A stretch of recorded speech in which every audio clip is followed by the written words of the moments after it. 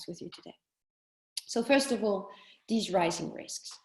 Now, a couple of days ago, actually, not so long ago, a CEO asked me, he said, I have an ERM committee, and what should I say about the risk, and how come that we did not have it on our risk register? So I pulled out the global risk report that was published in the World Economic Forum in January 2020. Now, of course, it's been published in January 2020, so the collections of data, it's essentially experts-based and survey-based, take place in the quarter before that.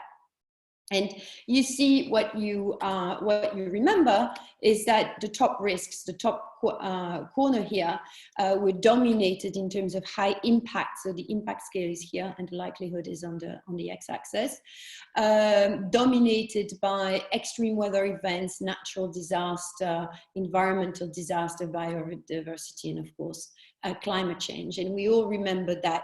That was really dominating the news, alongside cyber attack. That is not too far. They had infection disease, but it's there. It's not so much in likelihood, and it's, you know, it's higher than average in impact. So we don't dispute that. But actually, when you rank, if you go through the reports and you rank the impact, infectious disease, we're down the list to number 10 out of the top 10. Previously, in the global risk report, you had, for those of you who read the successive reports, freely downloadable on the internet, by the way, just Google it. It's an interesting read. You had migrations, conflicts, international conflict, social instability, and underemployment was dominating, for instance, 2014. So that's one of the facts to realize is what we see in terms of global assessment is essentially headline news. So don't trust the assessment, but look at the whole list, and I'll come to more detail. I wish I could. Two other top risks, and I like going back to previous assessments in the years. It gives us insight on our capacity to predict, which is not great. It won't surprise you. So this is the ranking for risk.net. So essentially a survey amongst their readership, which is financial sector driven, Asia, US, and Europe. You have the number 1 and 2 here, dominated for the last 4 years and more, actually, around IT disruptions and data compromise. So both the cyber attack aspects and the genuine cyber system breakdown aspect. Theft and fraud increasing over the years. You have the different positions here. So the ranking here is for 2020 and the comparative years in the 3 years before. Outsourcing, important. Resilience did not exist. It's more a typology, categorization effect. Resilience, you know, especially in the UK and the US, was a top of mind for the op risk community in the financial sector, also driven by regulatory requests.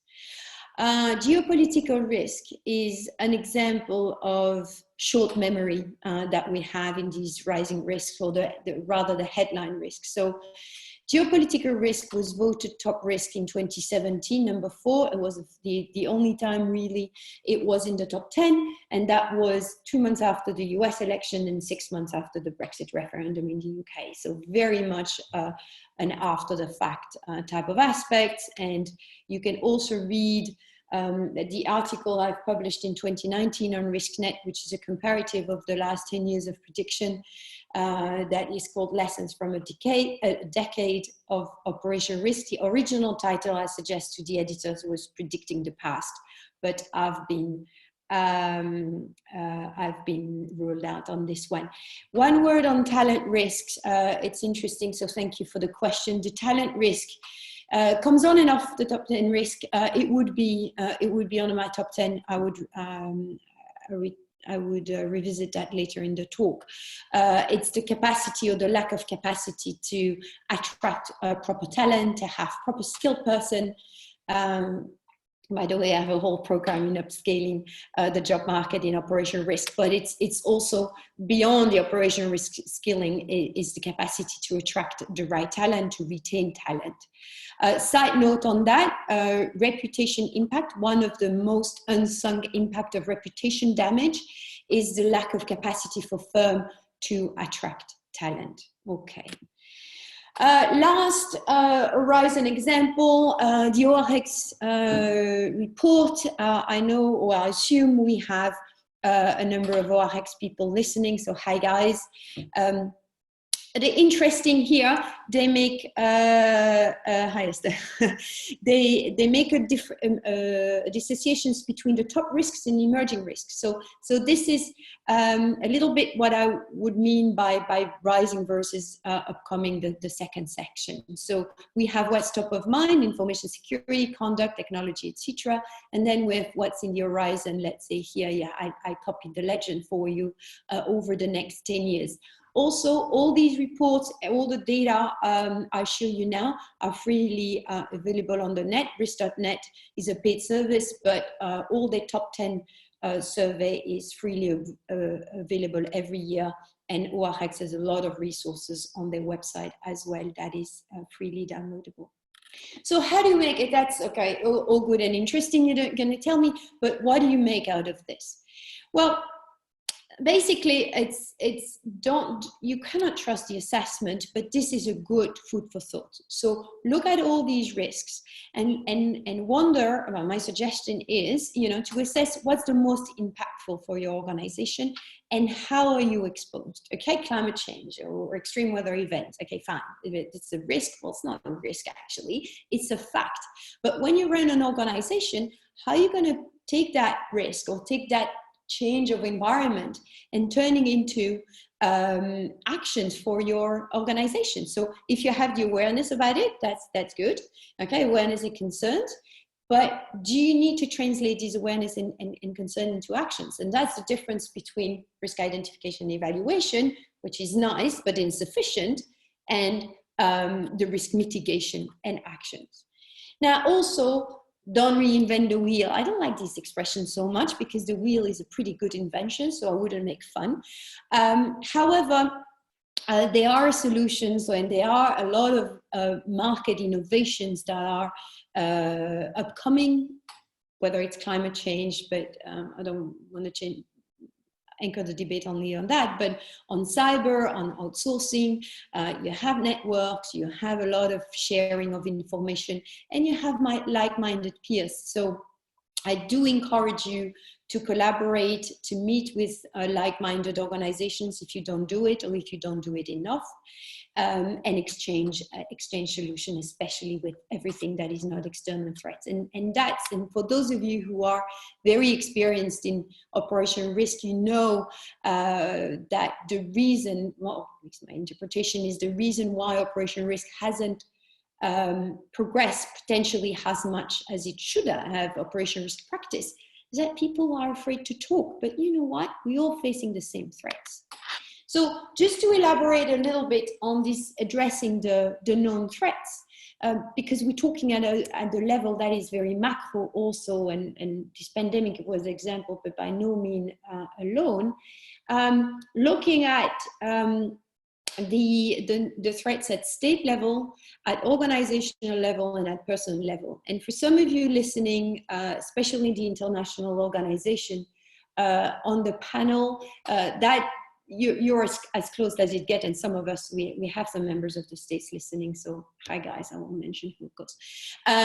But that's, of course, one of the address is international cooperations to change law, but also long-term policies for innovation.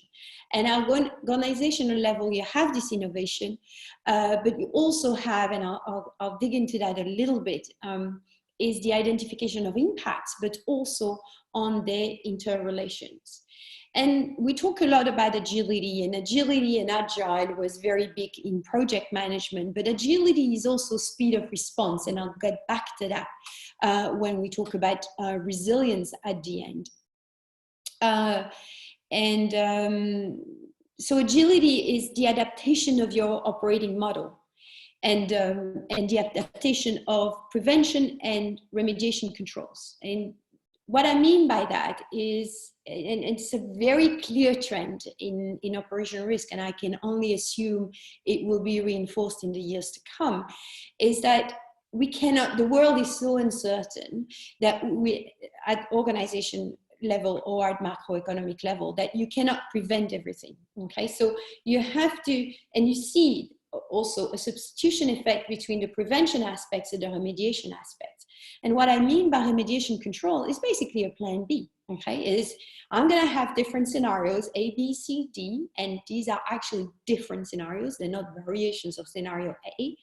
And what are my contingency planning in this case? Now we're all online, okay? We move from physical to online. That's just one tiny examples. But I encourage you for your firm and for your organization, say, if the world change in one way or another, how do I adjust? I have a question that I'd like to ask to address a little bit. Do you think there will be more focus on sustainability?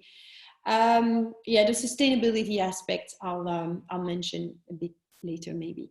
And then finally, at personal level, do your individual risk assessment. And that's very true for the pandemic. There's a very different assessment given the exposure of a population when you have a certainty of sick and death. And then your risk at the individual level is very, very different than the risk of a nation.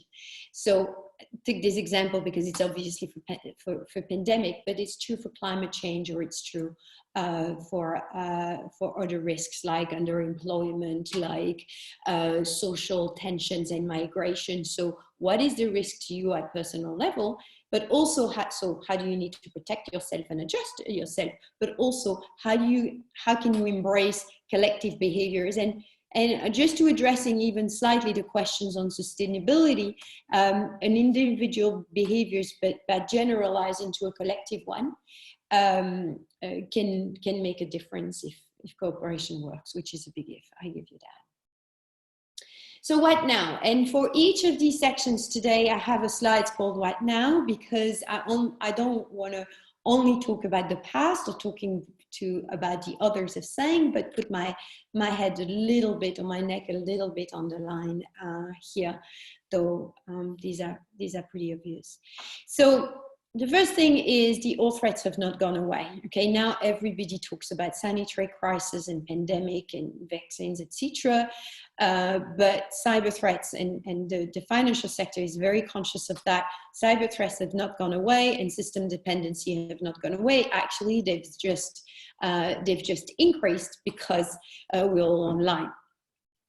Climate change, extreme weather event, has it increased or not? Well, the argument now is, well, the air is a bit cleaner, but we're talking about decades of impact, and it's there, okay? And migration and international tension, arguably, it's not going to help. Why? Because, and that's the next steps, the revived, we have some risks that are revived now with this crisis and staring at us: economic depression, social unrest, inflation, and sovereign debt crisis. I'm not going to elaborate too much of that. I am fairly pessimistic, let's say, about the state of the world in the coming years, and I hope I'm wrong. I'm going to leave it as such, but because I don't want this platform to be political in any sense. But my general point here is don't get too distracted by the headline news, and think of what's coming next, what is there that hasn't gone away, but what is coming next. And so I'd like to, again, voilà. That's the other aspect, is the interrelations of risks. And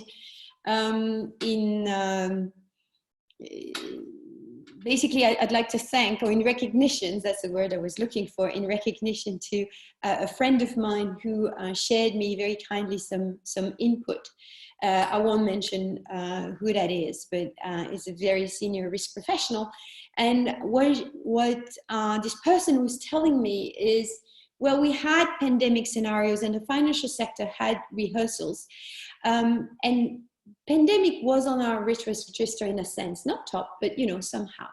The black swan is, or the main surprise, if you don't want to use the black swan, is the strength of the interrelations and the width, the large impact of interrelations. So here on the left-hand side of the slides, you see some of the trickle effect, the knock-on effect of this pandemic. So of course we had distance spacing that linked to remote work. There's a pollution drop. We're happy. Fraud risk is higher. Cyber threats is higher. Economic depression is fully foreseeable. Credit default is already unraveling. Social unrest starts. Sovereign crisis, arguably, etc., etc. But you have the plane industry. You have the entire sector of the industry that are impacted. And if you compare that to the sort of spaghetti dish that you see on the World Economic Forum, which is actually a very good attempt. I used these slides for many years, and I've published papers on interrelation. First of all, kudos for setting your risk as an interrelation map, okay? However, what you see in terms of strong links, these are very obvious ones, and these interrelations are very much thick per color. So these are color code. You have the green risks that are the ecological risks, and the technological, and the purple one. But you don't have, we didn't have, even as late 2019 when it was surveyed, and 2020 when it's published, links between infectious disease and cyber attacks, for instance, or is social instability. Okay, so this really reshuffles the map, and so it's a dichotomy between the risk we could have known and the interrelations that were a real surprise. No, pollution drop is not a risk. Pollution drop is a knock-on